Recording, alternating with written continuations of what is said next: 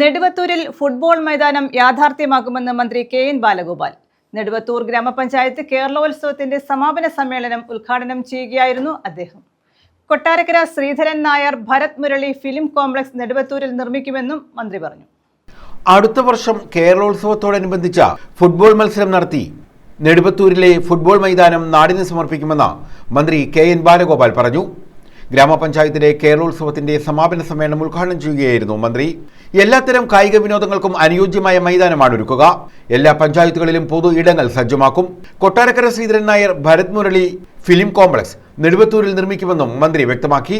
10,000 ചതുരശ്ര അടിയിലൊരുങ്ങുന്ന work near home IT കേന്ദ്രത്തിന്റെ പ്രവർത്തനം ഒക്ടോബർ മാസത്തോടുകൂടി ആരംഭിക്കും. പൂങ്കുംപാറയിൽ ഇക്കോ ടൂറിസം പദ്ധതി തുടങ്ങുമെന്നും മന്ത്രി പറഞ്ഞു. സ്പോർട്സിന്റെ ഇവന്റുകളിൽ സാധാരണ അധികം പ്രസംഗിക്കാൻ പാടില്ല. തുടങ്ങുമ്പോഴും അതെ, സമാപനം അങ്ങനെയാണ്. ചെറിയ അങ്ങനെ ഓൺ എന്ന് പറഞ്ഞു.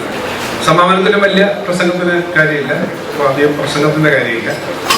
ഒരു കാര്യം മാത്രം ഞാൻ പറയാൻ ആഗ്രഹിക്കുന്നു. നമുക്ക് അടുത്ത പ്രാവശ്യം കേരളോത്സവം നടത്താൻ പറ്റുന്നത് നമ്മുടെ സ്വന്തം ഗ്രൗണ്ടിലായിരിക്കും.